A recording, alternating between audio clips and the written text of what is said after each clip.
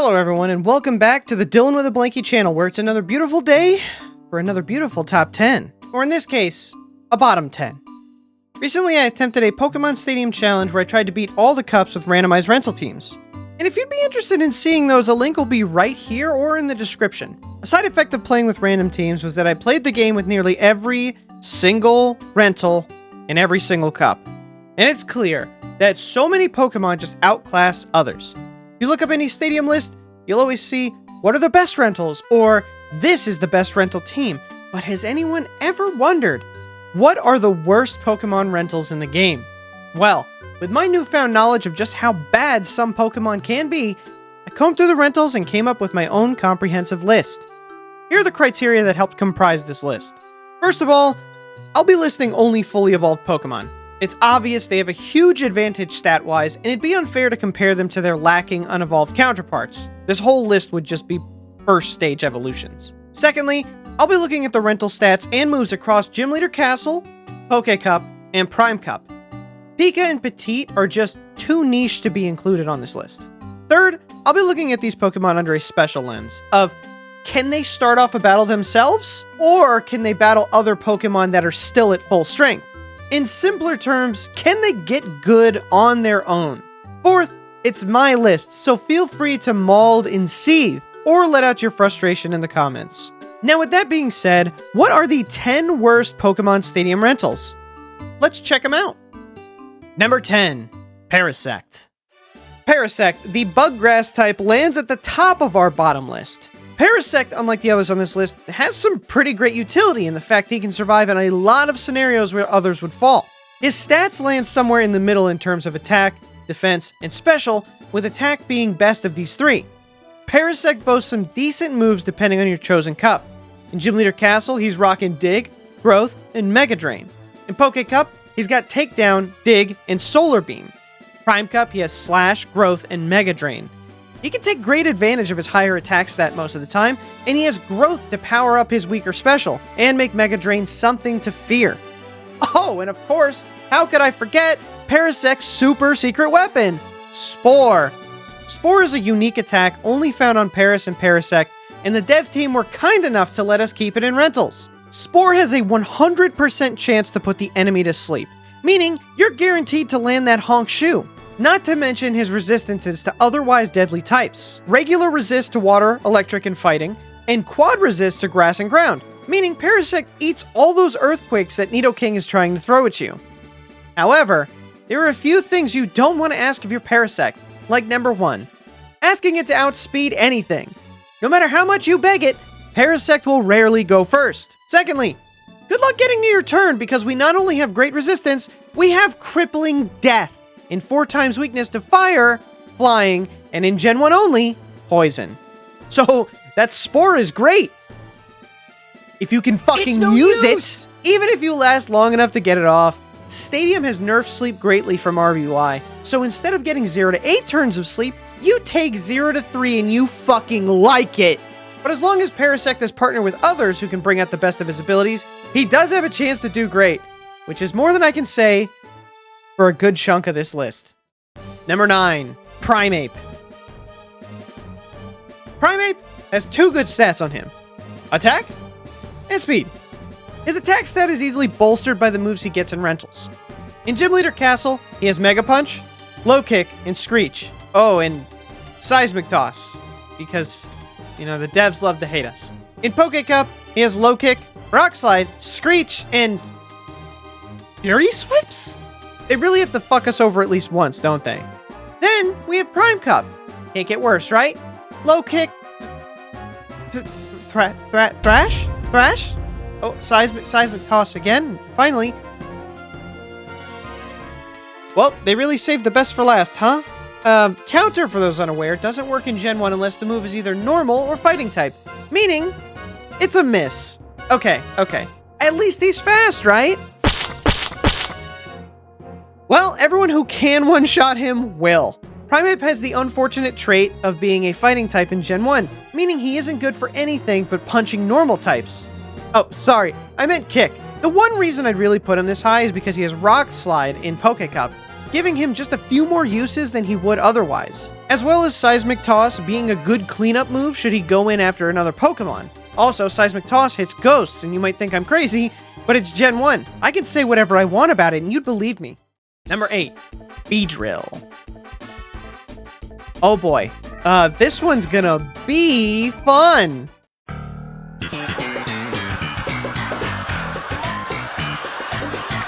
Beedrill, like Parasect, has good attack and it outspeeds Parasect. And oh, I'm out of nice things to say. His HP is okay. His defense is his special defense is good in later gens.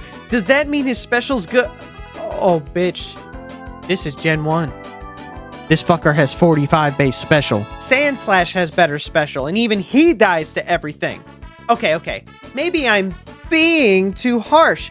Let's see his moves. In the castle, he has Double Edge. That's great. What else? Oh, Mega Drain. That's a good move. On anyone else? Twin Needle?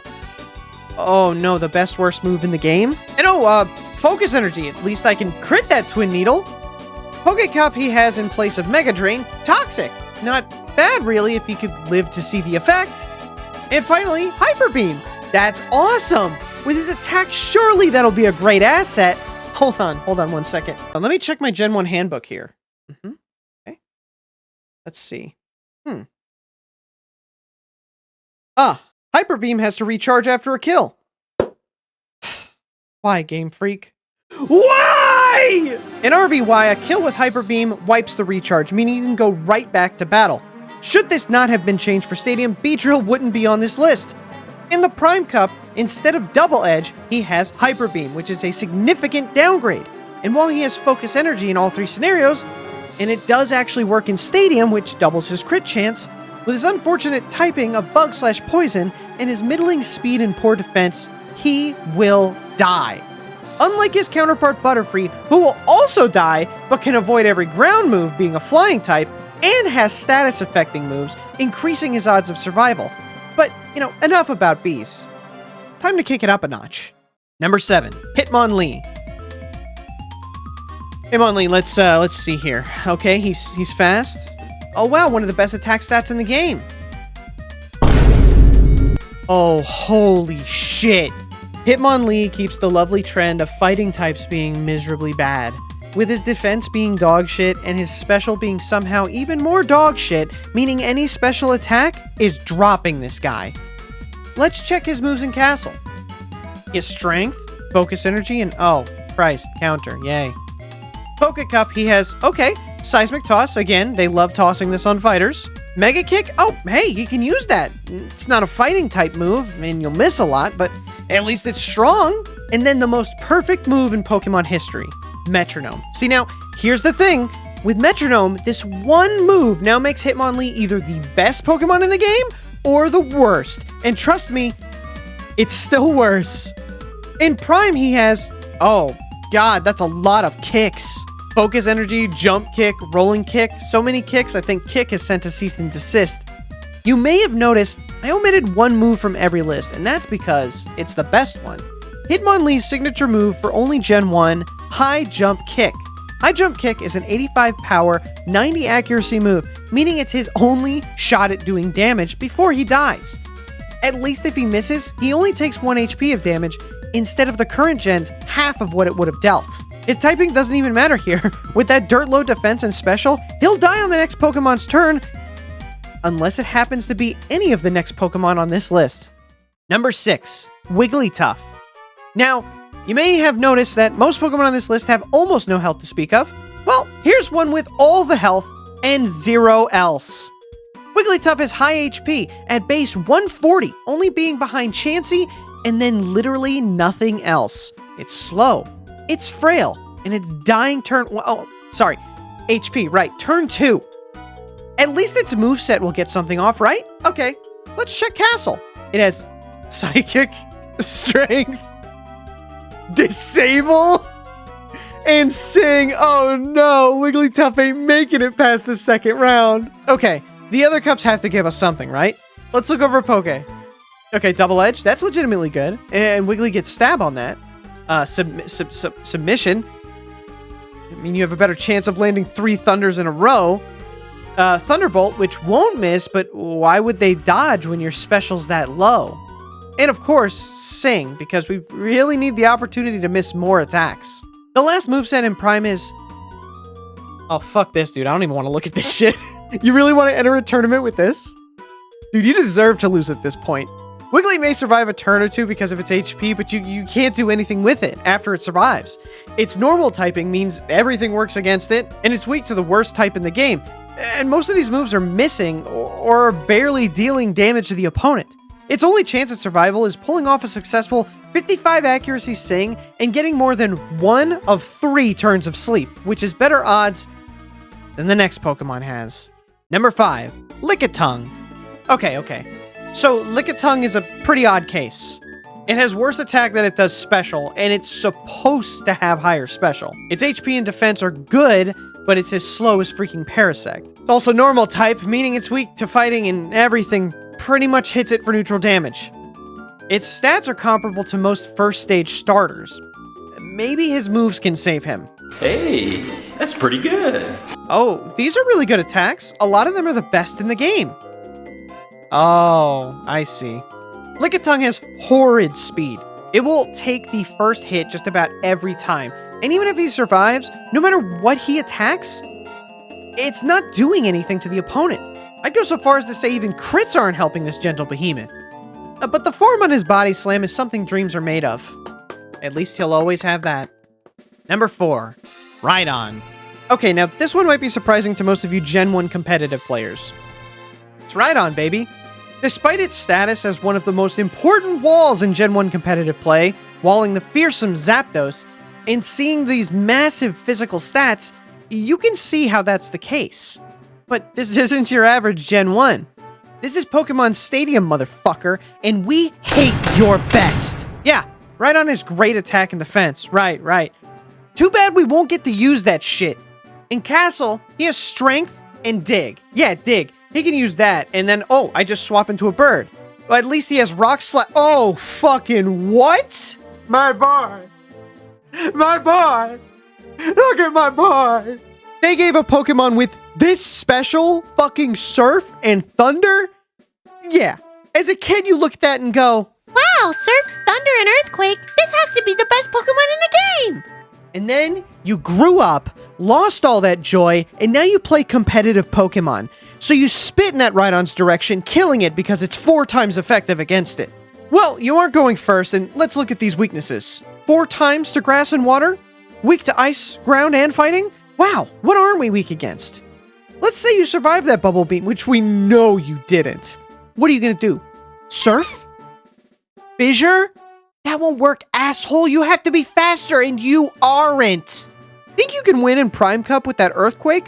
Well, good news. Earthquake on Rhydon is the strongest physical move in the game without drawbacks. But this begs the question, though. What are you gonna hit?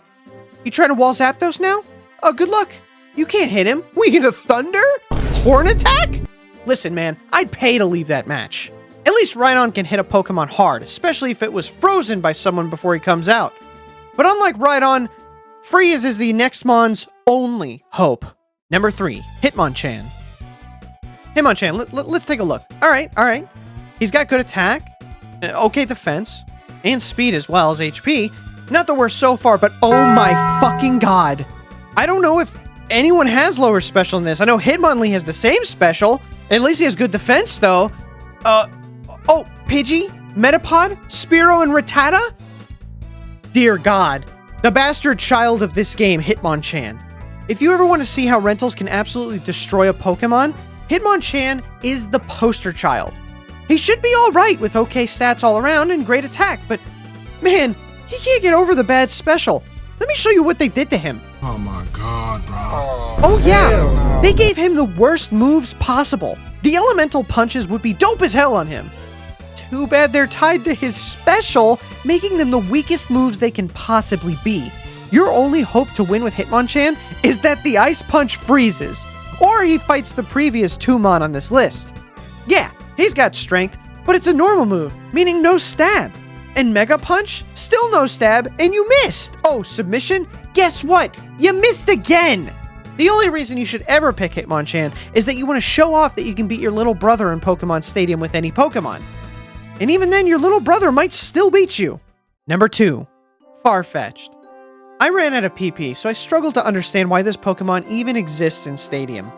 His stats are comparable to most first stages, and he can't evolve, meaning it's just him. And no, my sweet summer child, we don't have Surfetch'd, we have Disappointment. Speaking of Disappointment, here are his moves. I mean, he has Slash, and Pocket Sand. I don't know what to tell you, man, you lost. Why'd you pick him? How did you get to this point in your life? Were you hoping the opponent would give up?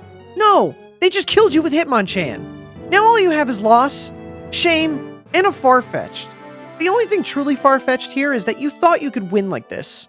Now, I'd like to take a brief moment and quickly show some of our dishonorable mentions. They are Machamp, Butterfree, Venomoth, Sandslash, Pidgeot. Number 1. If you didn't see this coming, I don't know what to tell you. What do you get when you get base 48 in every stat? A Ditto. You get a Ditto.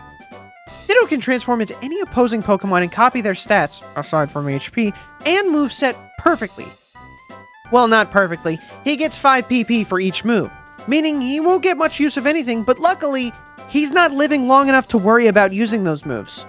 Ditto is one of the slowest fully evolved in the game, meaning he'll be killed on the first turn, or he'll be killed on the second after he has to transform.